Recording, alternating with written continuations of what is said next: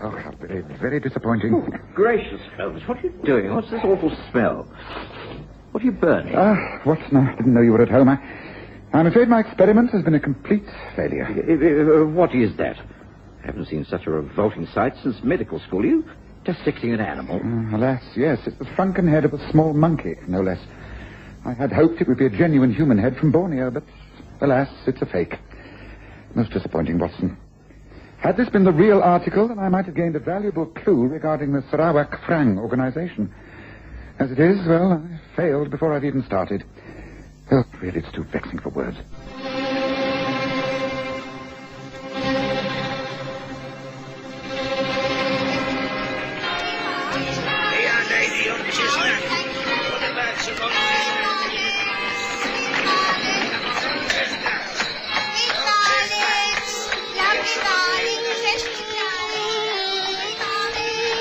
We present the stories of Sherlock Holmes.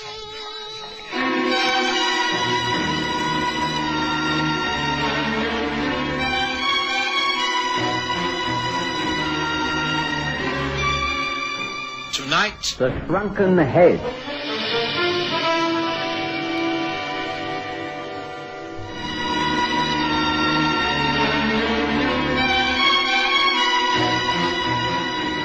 I've recently learned through all manner of sources that the Sarawak Frang organization is moving into the East End of London again. Its members rule by fear and superstition. Now, you're a much-travelled man. You know the Eastern mind. It's as unfathomable as their faces are inscrutable. As I say, it's a pity. I thought I'd found one of their genuine heads. Oh, surely a shrunken head can have little or no commercial value, Holmes. What possible use could it be put to? Well, as I was saying, it's superstition. A Sarawak head from Borneo is believed to have magical properties. It can convey messages from the unknown. Oh, that's absolute rubbish. A dead head can't talk. People can be coerced into thinking it can. There are very many Chinese and Burmese folk living in London who would be in awe of such a specimen. Anyway, it's a fake. So the whole exercise can be abandoned. I shall have to look elsewhere for other clues. A couple of nights spent in Limehouse might tell me something. You wouldn't care to join me, would you, Watson? Frankly, no. To shiver around in those dens filled with smoke disguised as an Oriental is not my way of spending a pleasant weekend. And I was hoping you might join me in the country. I've had an invitation from an old friend. Haven't seen him for years. A doctor chappie who's also travelled extensively in the Far East. His name's Clive Carter. He lives out at St. Albans. Are you sure you don't want to change your plans? No. I shall be quite happy pursuing my inquiries. We shall just have to go our separate ways for a few days. Yes, great pity about that head. And so I packed a small bag on the Friday night and travelled down to St. Albans, leaving Holmes to pursue his bizarre studies in Limehouse, little suspecting that our activities would complement each other quite soon. I found Clive Carter a little changed, a trifle more stout, a few more grey hairs, but still the same thoughtful, kindly man. And of course, there was much to talk about. I hope you'll be comfortable here, Watson. I'm sure I shall. It's a most charming place.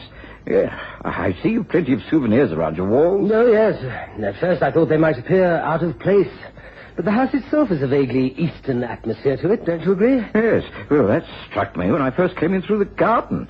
I can almost smell incense burning. I haven't gone as far as that. If you want the real thing, wait until you see Professor Middleton's house. It's the one across the end of the garden, the other side of the lane. He's invited us over for a drink later on. An eccentric old fellow, but has a wonderful Eastern wife. How extraordinary. You know, I seem to be surrounded by shades of the Orient these days. So we don't have to go unless you want. No. I'd be delighted. Well, perhaps you'd like to wash and change, and then we can take a stroll and call in on our way back. What do you say? Naturally, I agreed to the plan.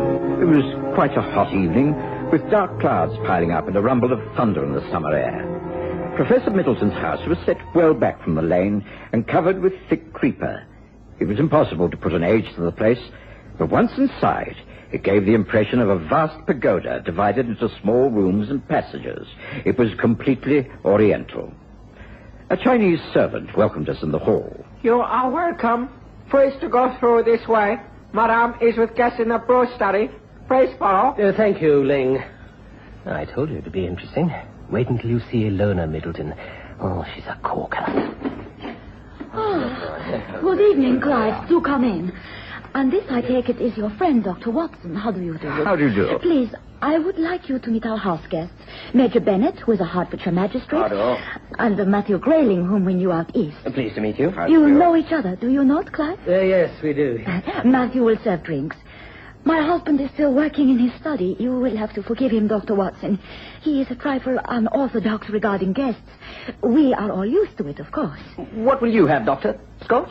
I know what you take, Clive. Yes, thank you. I think I know a mutual friend, Watson. Sherlock Holmes. Stayed to share rooms with him? Oh, off and on for many years, yes. Clive extended an invitation for him to come down for the weekend, but he's rather busy at the moment. Crime, I suppose. Yes, there's a lot of help in the Bushy Heath affair. Oh, give me a fright. The storm has broken at last. I think I must get Ling to have the lamps. Don't worry, I can manage them. Everybody got drinks? Good. Oh, fascinating room. These lamps must be very old. Royal from the lamps of China. And what do you think of these photographs, Doctor? Pretty gruesome, aren't they? Yes. What are they? They look like shrunken heads. Or are they masks? They are the real thing, I'm afraid. My husband has a great authority upon the human head of Borneo. To a Western mind, it must seem a strange hobby. Ghoulish, I call it. I've never been able to explain the interest. Often spoken to the professor about it, but he never takes the slightest bit of notice of what I say. He doesn't take the slightest interest of what anyone says. Oh, there you are, dear. We were wondering where you had got to. Just talking about you, as a matter of fact. This is Dr. Watson, a friend of Clive's who was down from London for the weekend. How do you? How do you do? I think I left a book down here. Do carry on, don't mind me, don't mind We were me. just talking about your interesting hobby, the photographs. Oh, yes. There's far more to all that than meets the eye. I was reading the other day about the superstitions. Revival of interest in the practice. Surely you really can't believe these things are strange powers.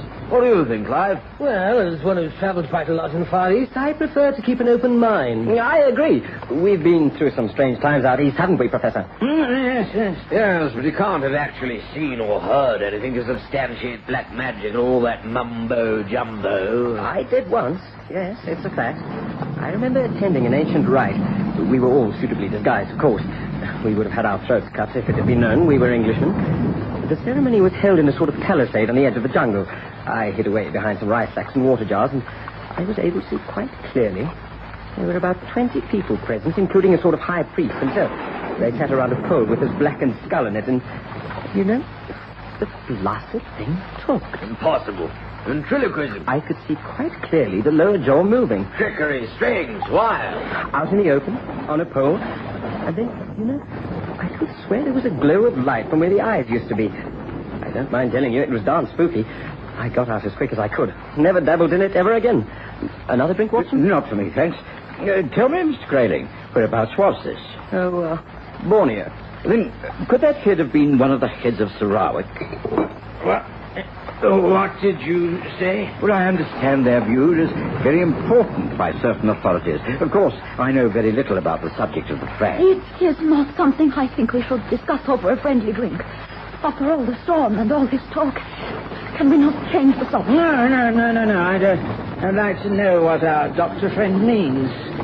What do you know of the Sarawak Frang, Doctor, whatever your name is? I know nothing. I just said so. I was just making polite conversation. I'm sorry. You know, I don't wish to break up the party, but really it is coming down heavily outside. I think we should get back home while the going is still good. Don't you, Watson? Yes, if you say so, Clive. Well, it's been very nice meeting you all. Hope we shall meet again soon. You are always welcome, Doctor. You have your coat? Good. I will get Ling to show you out. No, don't worry. We know our way. Good night, everyone. Good night.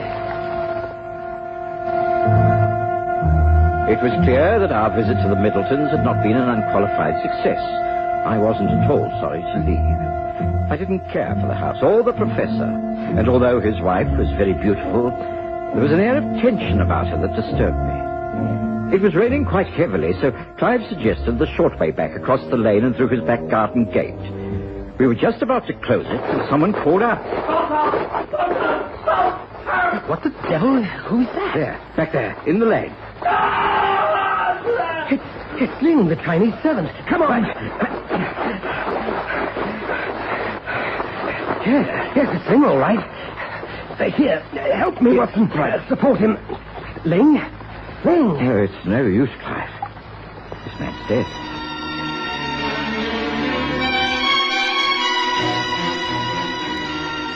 The hospital was called, and we left it to Professor Middleton and his wife to make any other necessary arrangements. Altogether, it was a strange and dramatic evening. One I was rather keen to forget, but I couldn't. So next morning, I walked to the nearest post office and sent off a lengthy telegram to Sherlock Holmes. To my delight, later that day, he arrived. I introduced him to Clive, and he came straight to the point. Watson, your telegram arrived just as I got home this morning. From what you say, this is a most interesting coincidence. You mentioned the Sarawak head. Is there a connection, do you think? Oh, rest of I know, Holmes. Something very strange is going on. We had a very nasty evening, didn't we, Clive? Oh, most strange. And I'm more than glad to see you here, Holmes. You're very welcome. Thank you. Yes, but it's clear that the scene of the action is across the lane in the Professor's house. Can you arrange for me to visit them? I've already called earlier to see if we could help at all. It seems that the Chinese Ling must have died of a heart attack. They've already carried out a detailed examination. There's no suggestion of foul play. Mrs. Middleton would be pleased to meet you. Yes, I think you already know one of the house guests. Major Bennett, a magistrate in these parts. Yes, Bennett. Yes, I remember him well. Any other guests? One, Matthew Grayling, an old friend who has worked with the professor out east.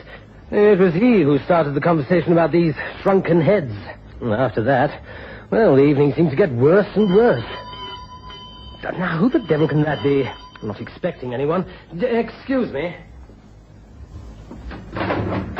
Hey, Lona. We were just talking about you. Do come in. Thank you. Holmes, this is Mrs. Middleton. We're just about to go over to your house, Ilona. Then I am glad I got here first. Oh, Mr. Holmes, I must speak to you. Good evening, Mrs. Middleton. Please do sit down. You can speak quite freely in front of the others. Now, what has happened? Any fresh development? No, but I must tell someone. I have reason to believe that my husband has one of those heads. The shrunken head of the Sarawak. Oh, he denies it, but I am sure I am right.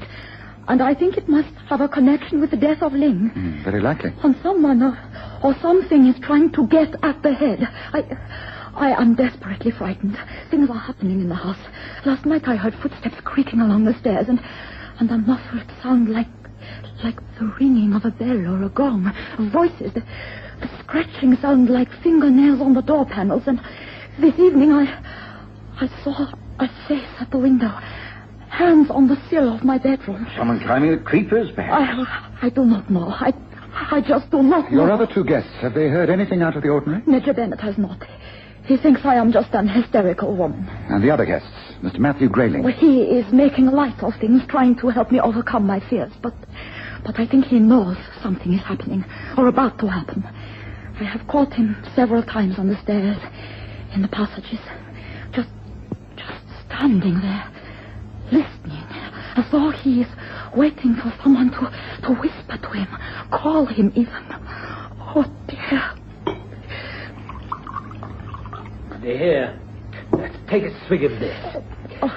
And then I suggest we all three stroll over to your house, and Mr. Holmes can try and sort things out. Oh, thank you. Of course, these sort of manifestations don't occur at regular intervals. I do not suppose anything will happen and you will think like the Major, but I am wildly over-imaginative. Well, drink up and let's go and find out. Watson, will you look after Mrs. Middleton? Yes, of course. Shall we get our coats, Clive? Very well. This way. Tell me, have you a revolver in the house? Yes. If you have, for heaven's sake, get it and make sure it's loaded. Come. It was a matter of minutes before we were into our coats and out of the house. The lights were on at the Middletons, and the front door was not locked. But from the moment we opened the front door... Open up! Open up in there! What is it? What's going on? This way. I was having a drink in the library when I heard the professor shout out. The Major heard him, too. He's in his room with the door locked. Clive, hand me that revolver. Get Mrs. Middleton up to her room. See that she stays out of things until I send up for her. What is it? What is happening? Something has happened to him. What is it? Come on, Ilona, come on. Your room. No arguing now. Come on, Watson, up the stairs. Open up! Holmes, perhaps you can help. I think the professor's in trouble. I was dressing in my room when I heard him call out as though in pain. I can't get the blasted door open. Stand back, right back from the door. That's it. Now. Got it. Watson, right. Look there. Professor! On the carpet by the desk. It's too late, I'm afraid. He's dead, all right. Yes. Just like the Chinese butler. And look there. That shrunken head on the blot of the desk. Also a letter. This must be written in the professor's own hand. Let me see that. Yes, that's the professor's handwriting. Yes, I think I'll take charge of these documents. I must ask you, Major, to send to the nearest police station. Take the pony and cart if necessary. Mr. Grayling, will you please join Mrs. Middleton and try to calm her?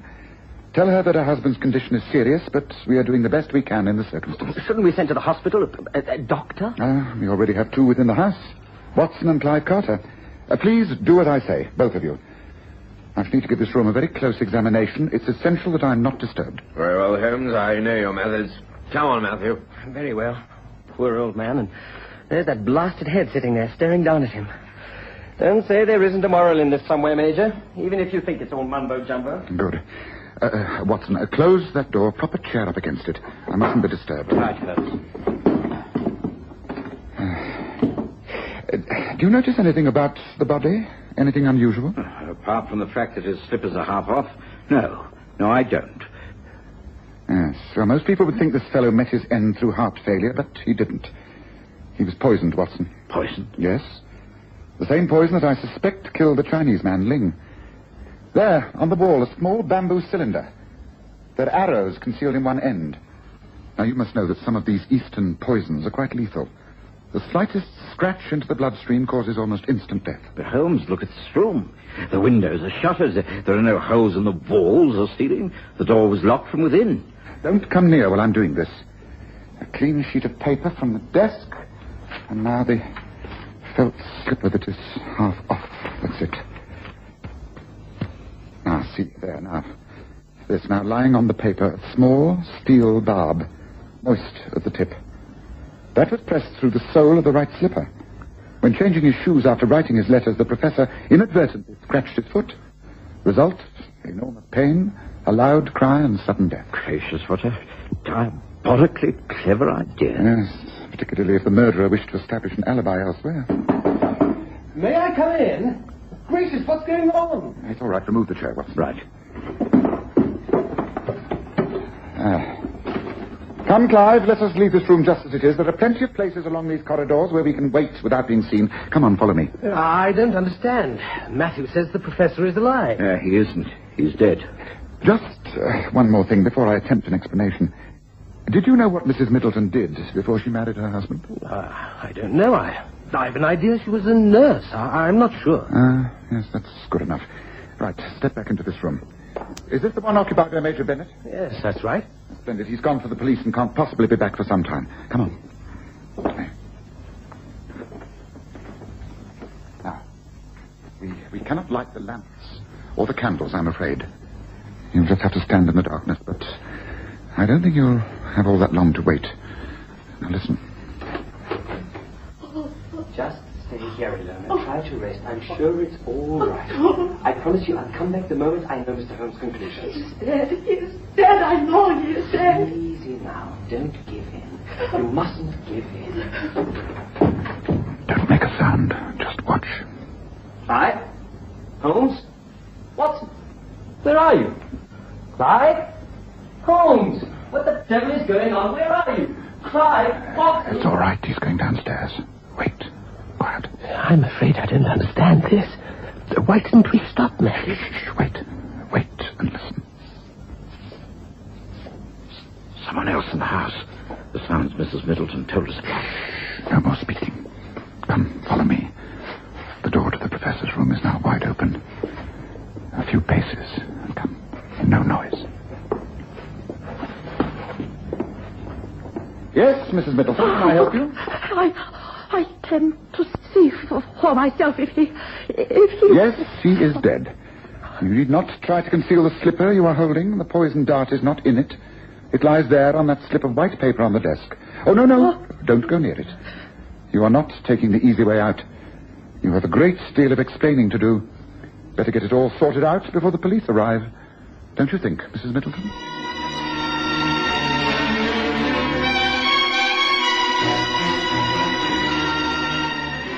Quite a few hours later, when back in Clive Carter's comfortable sitting room, Holmes was able to explain to us the details of this most extraordinary and complicated case. It was really most fortuitous that I was already studying the Sarawak Frang organization. I knew they were back operating in England, but no one knew who their agents were. It was rumored that one of them was a woman. Well, it was Mrs. Middleton, of course. She was a member of the Frang before she married. When her husband retired, she came with him to England. He was many years older, and the marriage was not at all a happy one. I wondered at first if Matthew Grayling was actively involved, if there could have been a romantic motive behind it all, but, well, that was not the case. Professor Middleton, throughout his studies, found out that the shrunken heads imported to this country were all fakes. He also suspected his wife was still in the power of the Frang. He knew he would still have to tell the truth. It might expose him and his theories to some ridicule, but at heart he was an honorable man. So he determined to tell all he knew? That's right. The devoted Chinese servant Ling found out what was happening. He knew his master was in danger and ran after you in the storm to seek help. Mrs. Middleton, no stranger to the ways of poisoned darts, got to him before he could betray her. And she then planned to kill her husband by planting a poisoned dart in his slippers. That's right. She came over here, told us a story that there were strange influences in the house, and we got over there too late to save the old fellow. I'm always badly affected by a failure, as you know, Watson. Yes, but you've solved the crime. And far more important, you now hold the documents which give you the lead against the Sarawak Frang that you've always wanted. Isn't that so? Yes, that is so, but well, I must leave. Move quickly. With all the information in the hands of Scotland Yard, some good may come out of all this. The shrunken heads of Sarawak may speak the truth.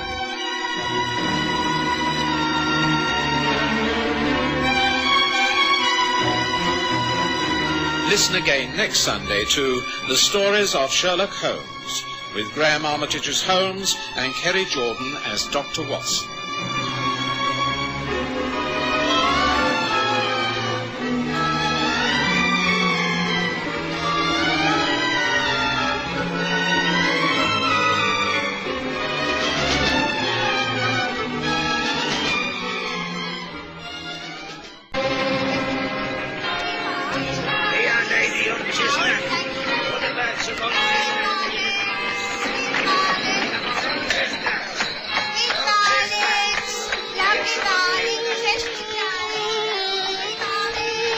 We present The Stories of Sherlock Holmes.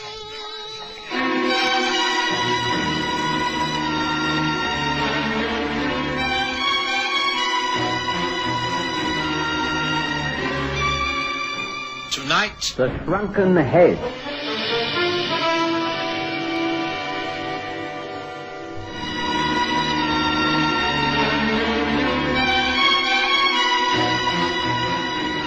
I've recently learned through all manner of sources that the Sarawak Frang organization is moving into the East End of London again. Its members rule by fear and superstition. Now, you're a much travelled man. You know the Eastern mind. It's as unfathomable as their faces are inscrutable. As I say, it's a pity. I thought I'd found one of their genuine heads. Oh, for sure, your shrunken heads have little or no commercial value, Holmes. What possible use could it be put to? Well, as I was saying, it's superstition. A Sarawak head from Borneo is believed to have magical properties. It can convey messages from the unknown. Oh, that's absolute rubbish. A dead head can't talk. People can be coerced into thinking it can. There are very many Chinese and Burmese folk living in London who would be in awe of such a specimen. Anyway, it's a fake. So the whole exercise can be abandoned. I shall have to look elsewhere for other clues. A couple of nights spent in Limehouse might tell me something.